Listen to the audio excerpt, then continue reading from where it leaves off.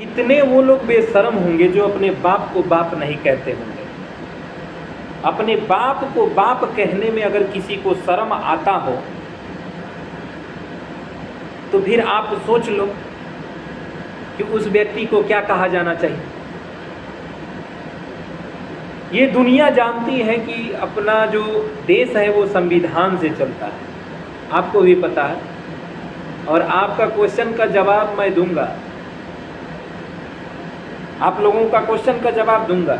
आप यही सोचते हैं ना कि हम कुछ भी पूछते हैं और इंसान बोलता नहीं है।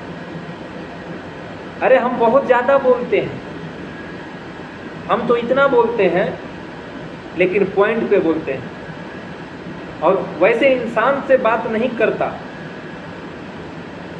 वैसे इंसान से मैं बात नहीं करता जो कि अब ऐसे मतलब दो कौड़ी का इंसान बोलने का मतलब ये है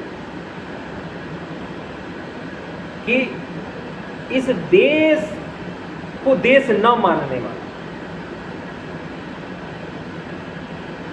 इस देश की महिलाओं को माता न जानने वाला, इस देश की बेटियों को बहन न जानने वाला, ऐसे इंसान से बात करने में क्या फायदा है? कोई फायदा है?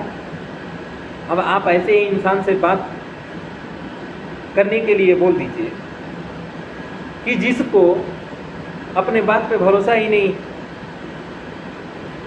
और हम लोग जैसे ऐसे इंसान होते हैं जो एक बार बोल दिया तो किसी के सामने बुलवा लो, इंसान बोलने में पीछे नहीं हटेगा, क्योंकि हमारे जैसा जो इंसान होता है वो प्राणों से ज़्यादा अपनी जुबान की भरोसा करता है। और रही बात आपकी सवाल की, सवाल का हम जवाब देंगे, लेकिन उससे पहले बता दें कि ये देश संविधान से चलता है। जो लोग ये कहते हैं तो संविधान में 395 आर्टिकल और 22 भाग होते हैं, और इस 395 आर्टिकल्स में और 22 भाग में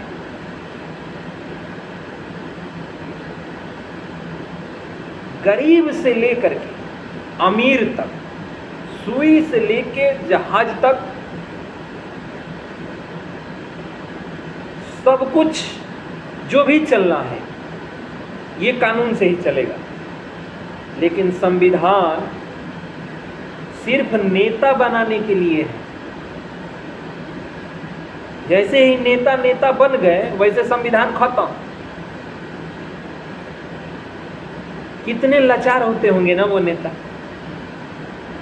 जो दांत चियार चियार के गली में घूमते रहते हैं, कितने लाचार होंगे, और जनता भी उससे भी बड़ी लाचार है। लेकिन उससे पहले अब आते हैं सवाल का जवाब। ये हमारे जो सामने भाई हैं, इनका सवाल था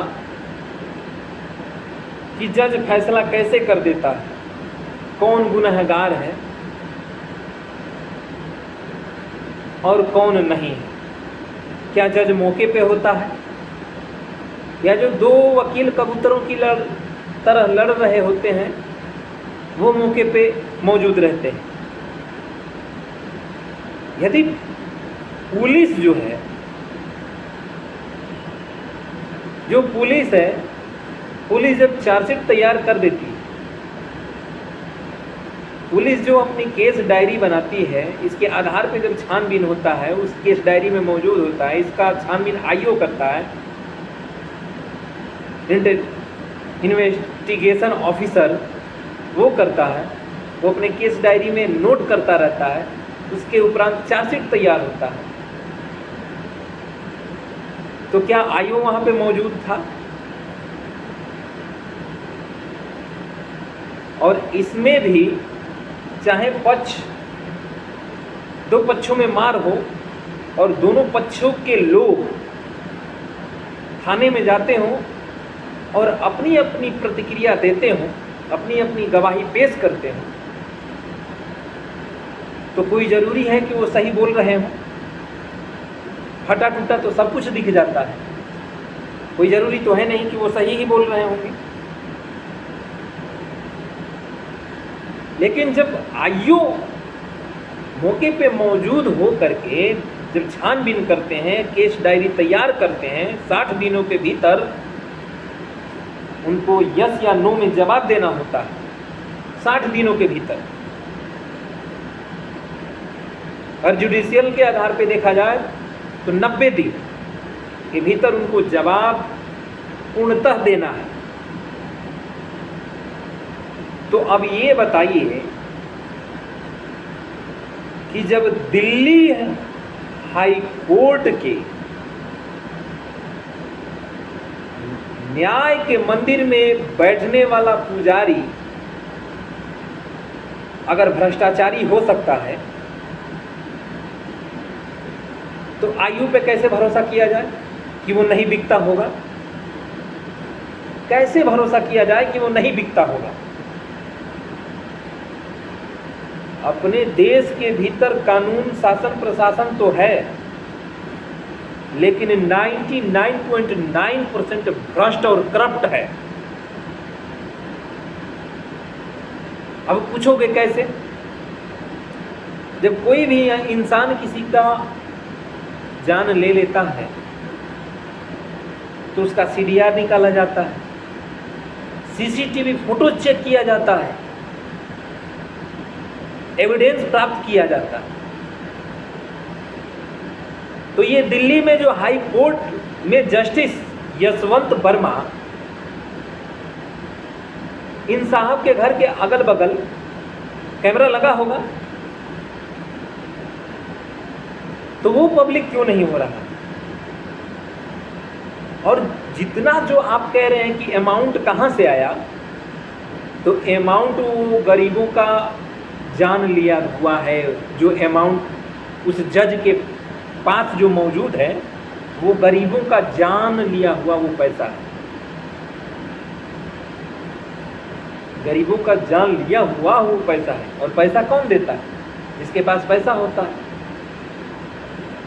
जिसके पास पैसा होता है। अब चलो बात करते हैं आपका थाने से। 2 लोगों में मार हुआ, गए अपनी अपनी तहरीर दिए, केस मुकदमा एफआईआर दर्ज करवा दी। थाने के जो एसओ साहब होते हैं वो आईओ को भेजते हैं कि जहाँ ये घटना होता है आप जाइए और जा करके इन्वेस्टिगेशन कीजिए। और आईओ का मतलब इन्वेस्टिगेशन ऑफिसर जाते हैं। उन लोगों के पास एक डायरी होता है जिसको हम केस डायरी बोलते हैं। उस केस डायरी में एक दिन जाएंगे, लिखेंगे ये फलाना ठिकाना। दूसरे दिन जाएंगे, उनको 60 दिनों के भीतर जवाब देना होता है। अगर जुडिशियल के आधार पे देखा जाए तो 90 दिन हो सकता है। लेकिन आप बताइए कि क्या आईओ इतना ईमानदार है? जब दिल्ली का हाई कोर्ट का जज बिक रहा है, उसके घर करोड़ों रुपए प्राप्त हो रहे हैं, एक न्याय मंदिर में बैठा हुआ व्यक्ति जो भगवान के श्रेणी में आता है, 2 ही लोग तो जान ले सकते हैं किसी का, एक प्राकृतिक और दूसरा ये जज जो फैसला करके तोड़ देते हैं। और जब जनता अपने घर में सुरक्षित नहीं है, भाई का नहीं हो रहा है, तो जनता का उपकार कैसे करेगी? अगर जनता का उपकार करती तो जज भी एक बार फैसला सुनाने से पहले हिल जाता। जनता लोकतंत्र है ये, जनता सवाल कर सकती है कि किस आधार पे मुलजिम करार देते हुए दफा पे दफा ठोकते जा रहे हैं। जरा आप अपना पूरे परिवार का नंबर दीजिए। और जब से ये केस चल रहा है सारा सीडीआर निकलेगा, कॉल डाटा रिकॉर्ड। सीडीआर का मतलब सीडीआर निकालने के बाद जज के घर पे कौन कौन आया है जज के घर पे कौन कौन आया है, कौन कौन बंदा मिला है, उस बंदे का भी कॉल डाटा निकालो। जज के सामने जब ये केस जाता है, जज कहाँ कहाँ किसके किसके घर गया है,